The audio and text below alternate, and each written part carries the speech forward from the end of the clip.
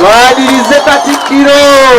Ensimbi zino zakuŋŋaanyizibwa okuva mu bantu ba Ssaabasajja wakati w'omwezi gwa January omwaka gwa 2024 okutuusa omwezi ogw'Ekkumi omwaka gwe gumu nga zaali akawumbi kamu mu obukadde 686 mu emitwalo 19,946. Katikkiro mu kitiibwa.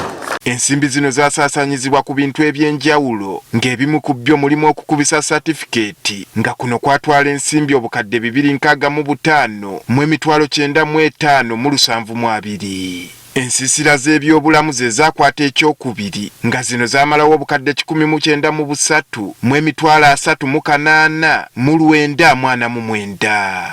Ensimbi ezasindikibwa ku magombolola zaakwata ekifo kya kusatu nga zino zaali obukadde 168 mu emitwalo 61,941. Okulwanyisa siriimu kwali mu kifo kya kuna nga kuno kwamalawo obukadde 15. Ate kw'okuzaawo amasiro g'e Kasubi kwali mu kifo kya kutaano nga gaatwala obukadde 137 mu emitwalo 80,539. Oweekitiibwa Robert Waggwa Nsibirwa bw'ati atenderezza abantu ba Buganda okuba nga basobola okwetambuliza emirimu gy'Obwakabaka wadde ng'Obwakabaka tebunnafuna nfuga ya federo. Naye Ssaabasajja yasiima nga bwe tulinda federo y'amateeka, federo y'ebikolwa mu bantu etambule. Njagala okwebaza ennyo abantu ba Buganda abawagidde enteekateeka eno gavumenti ya Ssaabasajja nesobola okutuusa obuweereza eri abantu be ebikolwa wa federo w'ebikolwa. Nsibirwa era asiimye n'abaami b'amasaza n'amagombolola okuba abasaale okulaba nga batuuka ku buli gwe kikwatako mu kuwagira enteekateeka y'oluwalo. Ate neebaza n'abaami ba Ssaabasajja ku buli mutendera, abaami ab'amasaza abaweddeyo mbalaba wano, ate n'abamagombolola ab'emiruka n'abatongole abatembeeta ensonga eno okulaba nga gavumenti ya Ssaabasajja etakuŋŋaanya musolo esobola okubaako obuweereza bw'etuusa eri abantu ba Ssaabasajja. Minisita wa gavumenti ez'ebitundu Joseph Kawuki mu bigambo bye atenderezza abantu ba Ssaabasajja olw'okusigala ku mulamwa wadde ng'abasekeeterezi bazze babeerawo. Waliwo abantu abaafuba okulaba nti oluwalo terujja, okulaba nti baziringitanya emirimu gy'Obwakabaka naddala ebasaawo embeera eyogera ebitaliimu ku Ssaabasajja Kabaka n'okwagala okumalamu amaanyi abantu nti ssente muziweera ki nga Kabaka ali mu bizibu mu Buganda tebumufaako. Naye abantu ba Kabaka olw'okuba balabufu tebabiwuliriza. Richard Kabanda ssentebe w'akakiiko k'ebyobulamu ku lukiiko lwa Buganda nga kamisiyona mu minisitule y'ebyobulamu mu gavumenti eya wakati asiimye Obwakabaka okusoosowaza ebyobulamu entakera eri abantu ba Buganda ne Uganda okutwalira awamu.